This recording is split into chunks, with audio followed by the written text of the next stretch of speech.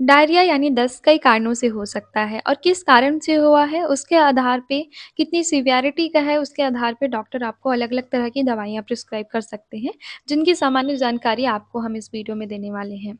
Diarrhoea में 4 तरह की दवाइयाँ दी जा सकती है, एक तो antimicrobial drug, non specific anti diarrheal drugs, probiotics and drugs for inflammatory bowel diseases. Antimicrobial drug कई कंडीशंस ज़्यादातर कंडीशंस में आपको ये दी जाती है, जैसे norfloxacin, ciprofloxacin, ofloxacin, rifaximin, cotrimoxazole, tetracycline, erythromycin, metronidazole. अलग-अलग तरह की बैक्टीरियल इन्फेक्शन के कारण हुए डायरिया के लिए अलग-अलग तरह का एंटीबायोटिक प्रिस्क्राइब किया जाता है। ज़्यादातर लोग बिना डॉक्टर के पास गए नॉरफ्लॉक्सासिन, सिप्रोफ्लॉक्सासिन जैसे मेडिकेशंस को ले लेते हैं, लेकिन ये सही नहीं है। पहले आपको पता करने की कोशिश करनी चाहिए कि आखिर कारण क्या है आपके डायरिया का, क्योंकि कई तरह की डायरिया को बिना एंटीबायोटिक के भी ठीक किया जाता है। दूसरा है non specific anti diarrhoeal drug. इसमें शामिल है absorbent, anti secretary drugs and anti motility drug. तो डायरिया जब होता है तो लूज मोशन बहुत ज़्यादा आपको वाटरी फ्लूइड फीकस में मिलता है, उसको प्रिवेंट करने के लिए एब्जॉर्बेंट्स प्रिस्क्राइब किए जा सकते हैं, जैसे एसेपुला जो कि कॉन्स्टिपेशन में भी इस्तेमाल किया जाता है और डायरिया में भी इस्तेमाल किया जाता है। मिथाइल सेलुलोज भी प्रिस्क्राइब किया जा सकता है। नॉन स्पेसिफिक एंटीडायरियल ड्रग की कैटेगरी में जो एंटी सेक्रेटरी ड्रग्स प्रिस्क्राइब किए जा सकते हैं, उनमें शामिल है रेस्केडोट्रिल, बिस्म्यूथ सब सैलिसिलेट, एंटीकोलिनर्जिक्स, ऑक्ट्रियोटाइड।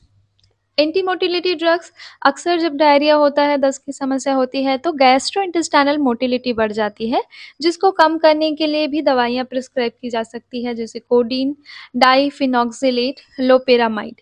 ये सारी दवाइयाँ आपके कंडीशन के हिसाब से ही प्रिस्क्राइब की जाती है, तो अपनी मर्ज़ी से इन दवाइयों को कभी ना लें। आप डॉक्टर के पास जाके फुल चेकअप करा के ही दवाइयाँ डायरिया के लिए लें। प्रोबायोटिक्स एक बहुत देशी इलाज रहता है लोगों का, जब पेट खराब होता है तो अक्सर दही खाते हैं। जी हाँ, ये बहुत अच्छा ट्रीटमेंट है। आजकल दही की जगह और भी उसके अलावा ऑप्शंस आ गए हैं।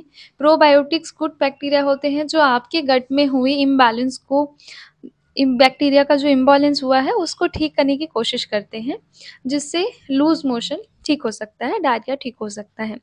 तो डॉक्टर आपको सैचेट्स के फॉर्म में, पैकेट्स के फॉर्म में इन बैक्टीरिया के स्पोर्स देते हैं, जिसको आप पानी में मिला के खाते हैं, या अलग-अलग तरीके से प्रिस्क्राइब किया जाता है। तो प्रोबायोटिक्स में शामिल है lactobacillus species, bifidobacterium, bifidum, streptococcus faecalis, enterococcus species, bacillus clausii, saccharomyces जो कि एक तरह का ईस्ट है, सैक्रोमाइसिस बॉलेडाई।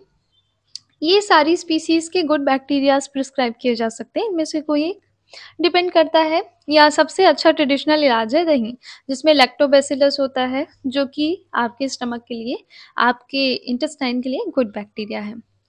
अब अगर आईबीएस, मैंने जैसे कि कहा कि डायरिया कई कारण से हो सकता है, अगर आईबीएस के कारण डायरिया हो, इन्फ्लेमेटरी बाउल डिजीज़ एक बीमारी होती है, इसके कारण अगर डायरिया हो तो अलग-अलग तरह की दवाइयाँ प्रिस्क्राइब की जाती है, जैसे 5-ASA compounds, glucocorticoids and immunosuppressants.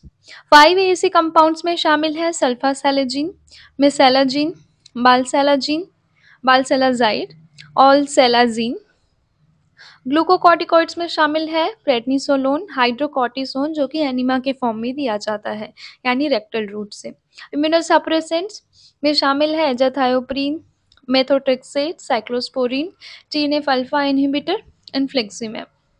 तो ये सारी चीज़ें केवल आईबीएस में ये सारे ड्रग्स प्रिस्क्राइब किए जाते हैं। आईबीएस के कारण भी डायरिया के सिम्पटम्स होते हैं। तो अलग-अलग सिम्पटम के अलग-अलग रीज़न्स के हिसाब से अलग-अलग तरह की दवाइयाँ दी जाती है। डायरिया की दवाइयों को कभी भी अपनी मर्ज़ी से नहीं लिया जाना चाहिए। जब भी दस्त होता है तो आपको एक्यूट है तो वो कभी अचानक से हो गया तो तुरंत ठीक भी हो सकता है। ओआरएस वगैरह से भी ठीक हो जाता है एक्यूट डायरिया यूजुअली। ओआरएस क्या है इस पे भी हम चर्चा करेंगे, आईबीएस क्या है ये भी डिस्कस करेंगे नेक्स्ट वीडियो में।